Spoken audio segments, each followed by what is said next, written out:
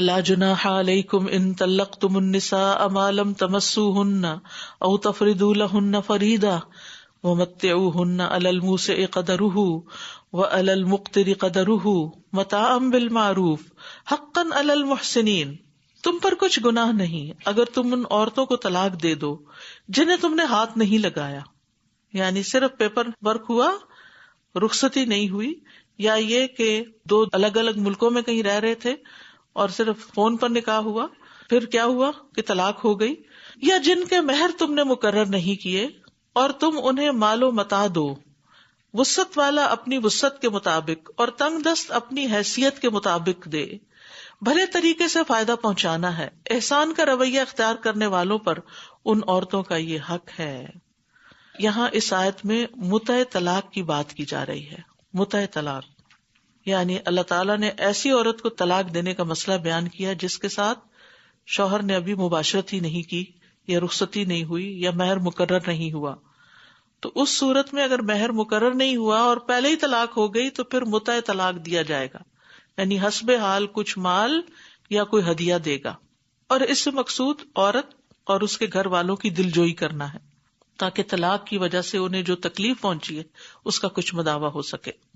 جیسے البقرہ کی آیت نمبر 241 میں بھی آتا ہے وَلِلْمُطَلَّقَاتِ مَتَاعٌ بِالْمَعْرُوفِ حَقًّا عَلَى الْمُتَّقِينَ. اور ان عورتوں کے لیے جنہیں طلاق دی گئی ہے کچھ نہ کچھ سامان دینا معروف طریقے سے لازم ہے، پرہیزگاروں پر یہ حق ہے. ٹھیک ہے، تو یہ چیز متع طلاق کہلاتی ہے. تو مطلقہ کو کچھ دے کر رخصت کرو. سبحان اللہ، کتنا خوبصورت دین ہے. ابو اسید کہتے ہیں کہ نبی صلی اللہ علیہ وسلم نے امیمہ بنت شراحیل سے نکاح کیا تھا. جب وہ آپ کے ہاں لائی گئی، آپ نے ان کی طرف ہاتھ بڑھایا تو انہوں نے ناپسند کیا، تو اس لیے آپ نے ابو اسید سے کہا کہ ان کا سامان کر دیں، یعنی یہ رہنا نہیں چاہتی، اور رازقیہ کے 2 کپڑے انہیں پہننے کے لیے دے دیں، یعنی جاتے ہوئے گفٹ دیا، اور یہ گفٹ مہر کے علاوہ ہے. اب اس میں آپ دیکھیے کہ کتنا دینا چاہیے یہ نہیں بتایا، فرمایا وسعت والا اپنی وسعت کے مطابق اور تنگ دست اپنے حیثیت کے مطابق، بھلے طریقے سے فائدہ پہنچانا. سبحان اللہ، یہ ہے ہمارا دین. ناراضگی میں بھی، طلاق کے موقع پر بھی، آپس میں ایک دوسرے سے جدا ہو رہے ہیں ہمیشہ کے لیے، پھر بھی کچھ دو. یعنی ہمارے ہاں عموماً رواج ہوتا ہے خوشی کے موقع پر کچھ دینے کا، یہ تو بہت کامن ہے نا، اور اس میں ہم یہ نہیں دیکھتے کہ یہ خوشیاں اور یہ عیدیں ہماری اپنی بھی ہیں یا نہیں، بس موقع آ گیا ہے اب دینا ہے. ٹھیک ہے، پھر اسی طرح کچھ موقع ہم نے شادی بیاہ کی ایسی رسمیں منہ دکھائی اور پتہ نہیں کون کون سی چیزیں بنائی ہوئی ہیں جس میں لازمی طور پر کچھ دیتے ہیں. یہ بری ہے اور یہ جہیز ہے اور یہ سب چیزیں بھی کوئی دین میں ان کا کوئی تصور نہیں ہے. ٹھیک ہے، اس موقع پر ضرورت کی چیزیں آپس کی میوچل انڈرسٹینڈنگ سے دونوں خاندان مل کے ایک نیا گھر بنانے کے لیے دے سکتے ہیں. اسی طرح بچہ پیدا ہو یا کوئی کامیابی ہو یا کسی کے گھر کوئی جاتا ہے یا کوئی مہمان آتا ہے تو اس کو جاتے ہوئے کچھ رخصت کرتے ہوئے مہمان کا جو حق ہے، یعنی کوئی بھی طریقہ ہو. لیکن یہاں پر آپ دیکھیے کہ غم کے موقع پر، دکھ کے موقع پر، جدائی کے موقع پر، ناراضگی کے موقع پر، طلاق کے موقع پر، طلاق کے بعد گھر سے بھیجتے ہوئے کک آؤٹ نہیں کرنا بلکہ بھلے طریقے سے شرافت کے ساتھ کچھ دے کے. تو آپ دیکھیے اگر جدا ہونے والی بیوی کو تحفہ دیا جا رہا ہے تو جو بیوی گھر میں ہے اس کا کیا حق ہے اور اس کے ساتھ کیا معاملہ کرنا چاہیے. اور الحمدللہ ہم نے دیکھا ہوگا بعض گھرانوں میں، بعض خاندانوں میں اس کی بڑی اچھی تربیت ہوتی ہے کہ بچے شادی سے پہلے بھی اگر کماتے ہیں تو ماں باپ کو، بہن بھائیوں کو کچھ نہ کچھ اس میں سے گفٹ دیتے ہیں. اور یہ بھی ہم ماؤں کا فرض ہے کہ اپنے بچوں کو یہ سکھائیں کہ تمہاری یہ جاب ہوئی ہے، اب اس سے تم خالہ کے لیے یہ لے کر آؤ، پپی کے لیے یہ لاؤ، بہن کو یہ دو، بھائی کو وہ دو. یہ ساری چیزیں سکھانی چاہیے تاکہ بچپن سے ہی دینے کی عادت پڑے. اور جہاں جہاں دینے کا آپ نے تفصیل تو پڑھ ہی لی ہے کہ والدین کو اور رشتہ داروں کو اور مسکینوں کو اور یتیموں کو، پھر صدقہ نکلوایا جائے ان سے کہ غریبوں مسکینوں کے لیے تم صدقہ نکالو. یہ نہ وہ سمجھے کہ جو ہم نے کمایا وہ میرا نہیں، ہم جو کچھ بھی کمائے وہ سب ہمارا نہیں ہے، اس میں اللہ کا حق ہے، بندوں کا حق ہے اور رشتہ داروں کا حق ہے، مسافروں کا حق ہے، بہت سے لوگوں کا حق ہے اس میں، وہ سب کا ہے، وہ صرف میرا نہیں ہے. تو جو لوگ اس طرح کے طریقے سے زندگی بسر کرتے ہیں، دینے والے ہاتھ ہوتے ہیں، وہ خوب خوب برکتیں سمیٹتے ہیں.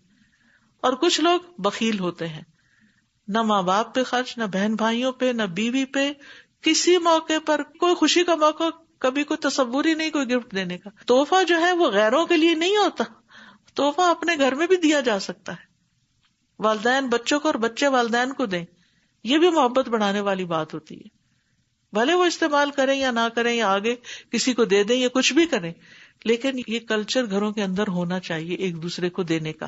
اور پھر خاص مواقع کے اوپر، عید کے موقع پر یا کوئی بچہ پیدا ہوا ہے اس موقع پر.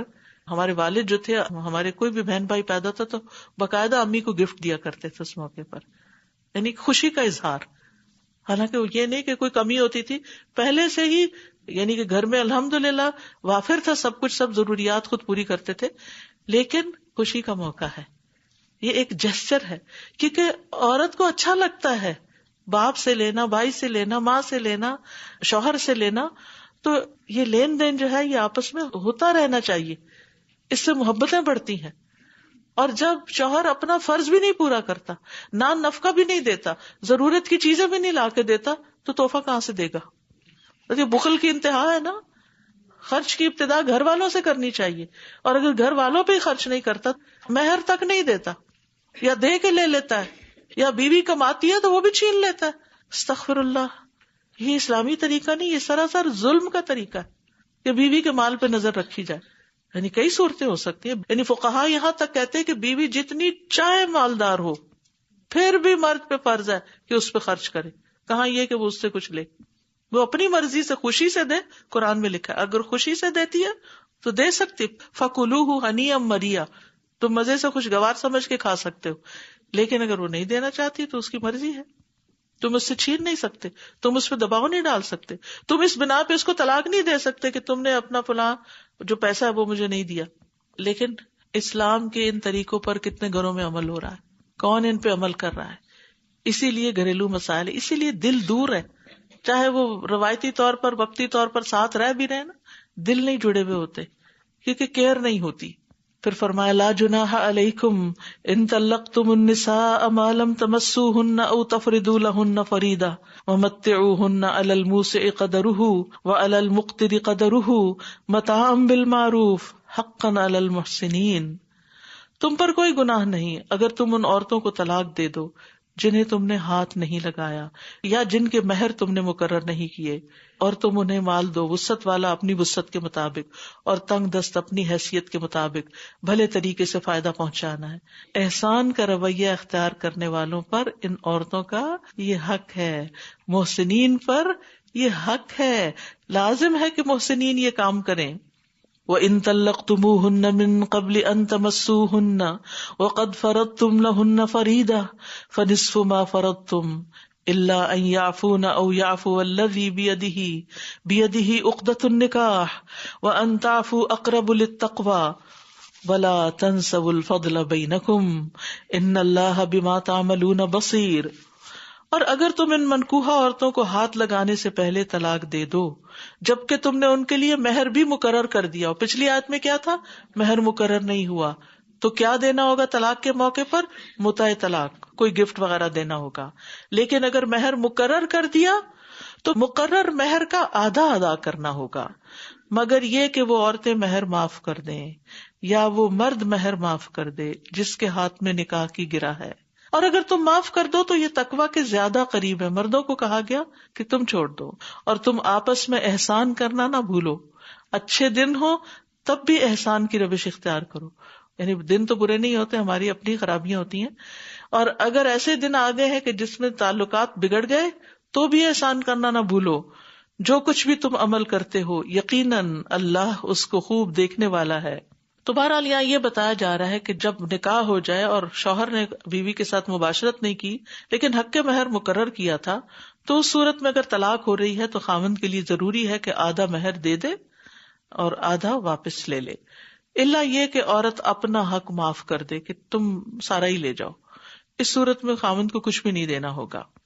اور پھر یہ کہ ازدواجی تعلقات کی خوشگواری کا تعلق ولا تنسوا الفضل بینکم میں ہے کہ ایک دوسرے کے ساتھ احسان کرنا نہ بھولیں. اسما بنت یزید انصاریہ کہتی ہیں کہ ایک مرتبہ نبی صلی اللہ علیہ وسلم میرے پاس سے گزرے. میں اپنی ہم عمر لڑکیوں کے پاس بیٹھی تھی. آپ نے ہمیں سلام کیا اور فرمایا احسان کرنے والوں کی ناشکری سے اپنے آپ کو بچاؤ. میں نے عرض کیا یا رسول اللہ احسان کرنے والوں کی ناشکری سے کیا مراد ہے؟ آپ نے فرمایا ہو سکتا ہے کہ تم میں سے کوئی عورت اپنے ماں باپ کے ہاں طویل عرصے تک بیٹھی رہے بغیر شوہر کے، یعنی شادی نہ ہو، پھر اللہ اس کو شوہر عطا کر دے اور اس کے ذریعے سے اولاد بھی عطا کرے، پھر کسی دن غصے میں آ کر ناشکری کرے اور یوں کہہ دے میں نے تو تجھ سے کبھی کوئی خیر دیکھی ہی نہیں. یعنی عورت کا یہ سوچنا کہ اس مرد سے مجھے کوئی خیر نہیں ملی، یہ ناشکری ہے. جو اولاد آپ کو ملی ہے نا اس سے، یہ بھی ایک نعمت ہے جو اس کے بغیر نہیں مل سکتی تھی.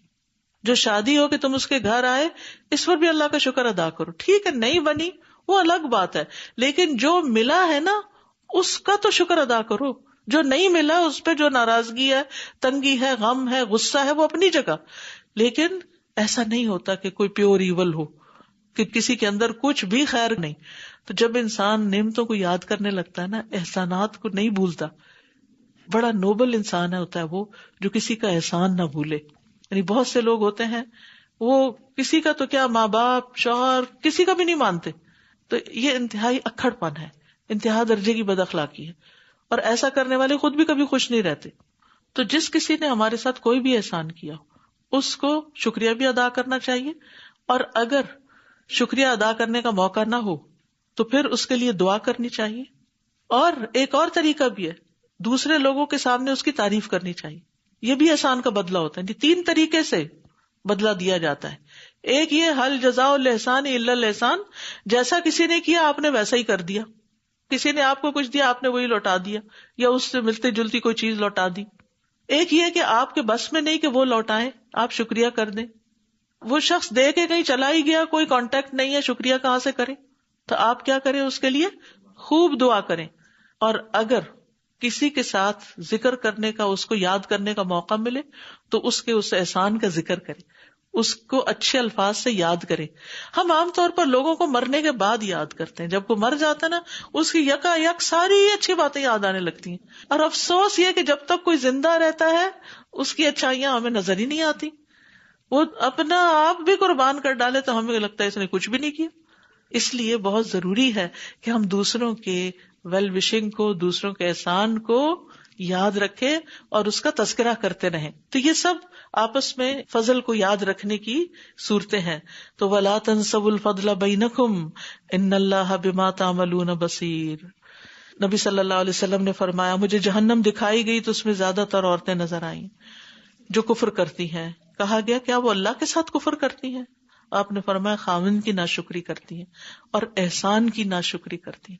یعنی خاوند کی اور احسان، یعنی جو بھی کوئی احسان کرے کوئی قدر نہیں، اس نے کیا دیا، اس نے کیا میرے لیے کیا.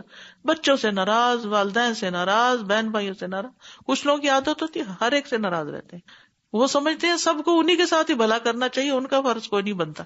اور جب وہ خود کسی کے ساتھ نہیں کرتے تو کوئی ان کے ساتھ کیا کرے. کئی لوگ ہوتے ہیں نا، آپ ان سے اس لیے ملنے سے ڈرتے ہیں کہ جب آپ ملیں گے آپ کو کچھ تانا تشنیع سننا پڑے گا، تو آپ پھر اوائڈ کرنے لگتے ہیں کہ بہتر ہے کہ اپنے آپ کو خوشی رکھیں، ایسے لوگوں سے نہ ملیں. اس سے پھر وہ اور غصے میں آتے ہیں کہ ہم سے کوئی ملتا نہیں، بہن بھائیوں نے چھوڑ دیا، فلاں نے چھوڑ دیا، ماں باپ بھی اپنے نہیں، وہ بھی چھوڑ گئے، اتنا روتے ہیں. کبھی سوچا کہ کیوں چھوڑ گئے سارے؟ انسان تو انسان کی ضرورت ہے. انسان کو تو ضرورت خود اپنے لیے ہوتی ہے، کسی کو جا کے دیکھے ملے، کسی سے بات کرے. لیکن وہ کیا خرابی ہے تمہارے اندر کہ جس کی وجہ سے سارے ہی بیگانے ہو گئے ہیں؟ تو پھر سب میں تو نہیں نا قصور. اگر کوئی ایک آدھ ایسا ہوتا تو ہم کہتے ہاں بھائی غلطی دوسرے کی ہے، لیکن جب سارے ہی ایسے ہو گئے تو پھر آپ میں بھی تو کوئی غلطی ہوگی. تو اس میں ضروری ہوتا ہے دوسرے کا احسان ماننا، کسی بھی طرح اس کے ساتھ بھلائی کرنا، اس کے سامنے یا اس کے پیچھے یا اس کی آخرت کے لیے. نبی صلی اللہ علیہ وسلم نے جب حضرت جویریہ سے شادی کی تھی تو ان کے سارے قبیلے کے لوگوں کو آزاد کر دیا تھا. پھر اسی طرح نہ صرف یہ کہ اپنے سے بڑوں، اپنے جیسوں، بلکہ اپنے سے چھوٹوں کا بھی شکریہ ادا کرنا چاہیے. بچے جب آپ کو کوئی کام کر کے دے، جب منا چھوٹا موٹا کوئی کام کرے تو بہت زور سے تھینک یو بولا کریں، جزاک اللہ بولا کریں، تاکہ ان کو احساس ہو کہ انہوں نے کچھ اچھا کیا اور وہ آئندہ پھر بھی شوق سے کریں. کیونکہ انسان کے اندر ایک فطرت ہے نا اس کی کہ جس چیز کا اس کو صلہ ملتا ہے وہ اس کو خوشی سے کرتا ہے. اسی طرح خادموں کے ساتھ بھی احسان کا رویہ. رسول اللہ صلی اللہ علیہ وسلم نے فرمایا جب تم میں سے کسی کا خادم اس کے لیے کھانا بنائے پھر اسے لے کر آئے اس حال میں کہ اس کھانے کی گرمی اور دھواں برداشت کر چکا ہے تو مالک کو چاہیے کہ اسے اپنے ساتھ بٹھائے اور کھلائے, اور اگر کھانا تھوڑا ہو تو اس کے ہاتھ میں 1 یا 2 نوالے ہی رکھ دے, یعنی کچھ نہ کچھ اس کے ساتھ کرے. اسی طرح نان مسلمز کے بھی احسان کو یاد رکھنا چاہیے, ان کو بھی آسان طریقے سے بدلہ دینا چاہیے. جیسے متم حالت شرک میں فوت ہوا لیکن نبی صلی اللہ علیہ وسلم اس کا احسان نہیں بھولے, کیونکہ اس نے بیٹوں کو بھیجا تھا کہ آپ کو مکہ واپس لائے. جب طائف کے سفر پہ گئے تھے تو مکہ والے پھر واپس داخل نہیں ہونے دے رہے تھے, تو آپ نے بدر کے قیدیوں کے بارے میں فرمایا اگر متم زندہ ہوتا تو ان نجس لوگوں کی سفارش کرتا تو میں اس کی سفارش سے انہیں چھوڑ دیتا. حالانکہ وہ مسلمان نہیں تھا لیکن اس کے احسان کو یاد رکھا. تو پھر اسی طرح لین دین, دیگر معاملات, یعنی مختلف طریقے سے. پھر فرمایا حافظوا علی الصلوات والصلاۃ الوسطی وقوموا للہ قانتین, سب نمازوں کی حفاظت کرو بالخصوص درمیانی نماز کی, اور اللہ کے لیے فرما بردار بن کر کھڑے ہو جاؤ. یہ جو گھریلو معاملات ہوتے ہیں نا, ان میں پڑھ کے بندہ نمازوں سے غافل ہونے لگتا ہے یا تاخیر کرنے لگتا ہے. بچوں میں مصروف ہیں, شوہر کی بات مان رہے ہیں, وہ مہمان آ گئے ہیں, اس کا بھی چکانا ہے, اس کا بھی دینا ہے, یہ بھی کرنا ہے, وہ بھی کرنا ہے, پیچھے رہ گئی نماز, اس میں ہم کمپرومائز کر جاتے ہیں, چلو جلدی جلدی پڑھ لو. یا یہ کہ تاخیر سے پڑھتے ہیں, نہیں اول وقت پڑھو, خصوصاً عصر کی نماز, کیونکہ عصر کی نماز میں آپ نے فرمایا کہ منافق جو ہوتا ہے وہ سورج غروب ہونے کا انتظار کرتا رہتا ہے, جب دھوپ پیلی پڑتی ہے تو اٹھ کے 2 4 ٹکرے مار لیتا ہے, جیسے مرغا زمین پہ ٹھونکے مارتا ہے.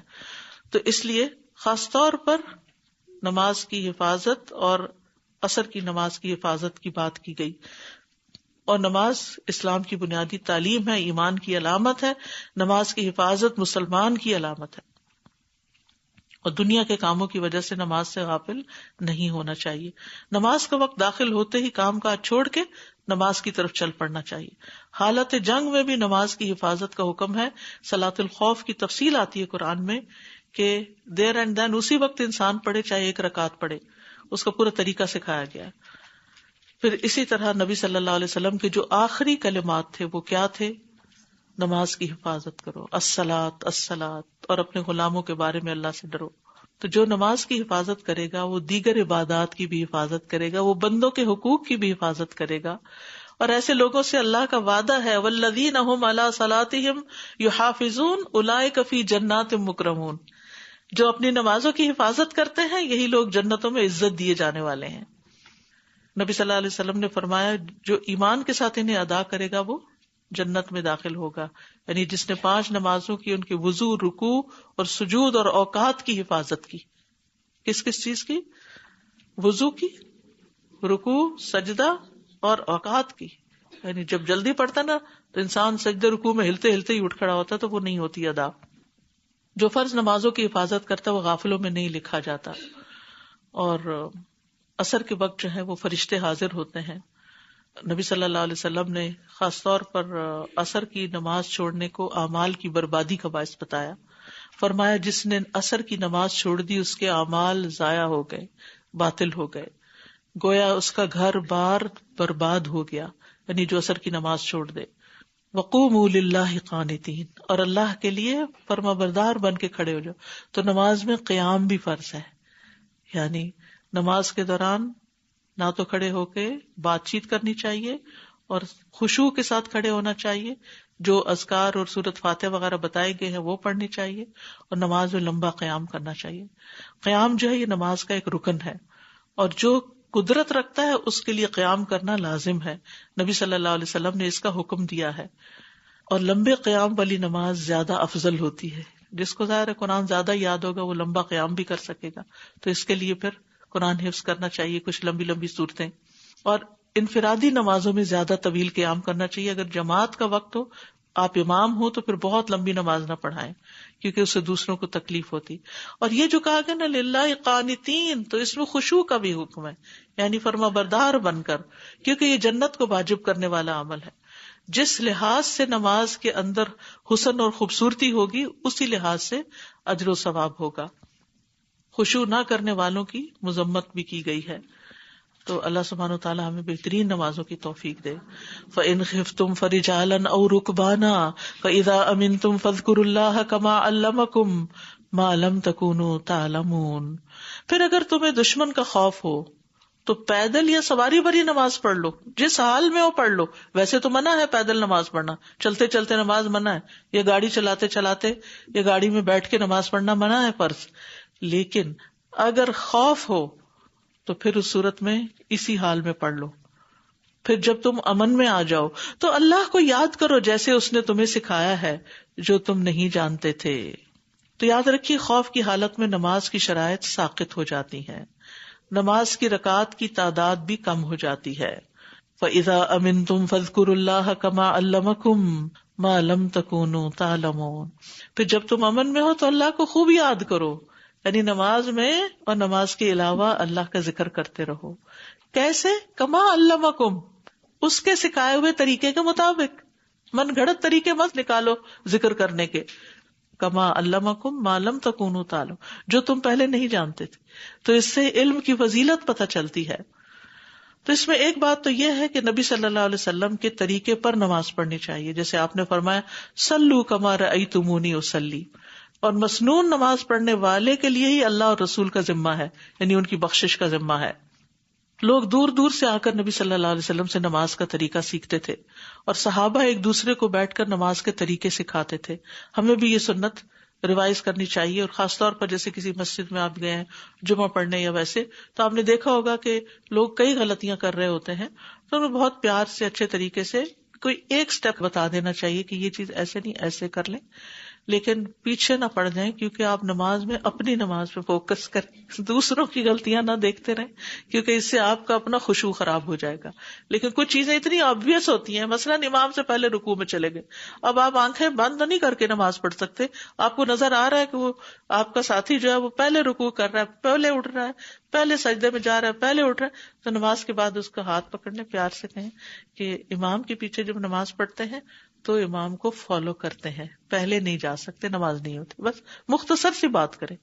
اور اتق اللہ کے بعد کچھ لوگ تو مان جاتے ہیں اور کچھ لوگ اکڑ جاتے ہیں، تو کوئی بات نہیں، امر بالمعروف اور نہی عن المنکر بھی فرض ہے نا. پھر فرمایا والذین یتوفون منکم ویذرون ازواجا وصیۃ لازواجہم متاعا الی الحول غیر اخراج فإن خرجن فلا جناح علیکم فیما فعلن فی انفسہن من معروف واللہ عزیز حکیم. اور جو لوگ تم میں سے فوت ہو جائیں اور بیویاں چھوڑ جائیں، وہ اپنی بیویوں کے لیے 1 سال تک بغیر گھر سے نکالے فائدہ پہنچانے کی وصیت کریں. ہاں اگر وہ عورتیں خود نکل جائیں تو تم پر کوئی گناہ نہیں، جو بھی وہ اپنی ذات کے بارے میں بھلے طریقے سے فیصلہ کریں، اور اللہ بہت زبردست خوب حکمت والا ہے.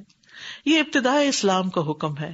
آیت کا مطلب یہ ہے کہ کسی آدمی کی موت قریب ہو تو وہ اپنی بیویوں کے لیے وارثوں کو وصیت کر کے جائے کہ انہیں 1 سال تک اس گھر کے اندر رہنے دینا، یہاں سے مت نکالنا، اور ان کا نان نفقہ بھی دیتے رہنا. لیکن اگر وہ خود ہی اس گھر کو چھوڑ دیں تو پھر وہ خود اپنی ذمہ دار ہیں، اولیاء پہ گناہ نہیں.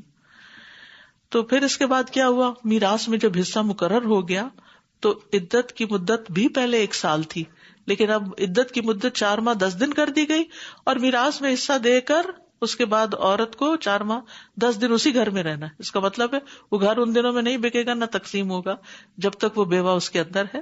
اس کے بعد تقسیم ہوگا، بیوہ کے ٹھکانہ الگ بنا دیا جائے یا وہ بچوں کے ساتھ چلی جائیں، لیکن یہ ہے کہ گھر وارثوں میں تقسیم ہو.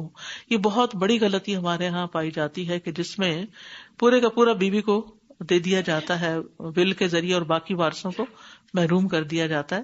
تو یہ چیز درست نہیں ہے.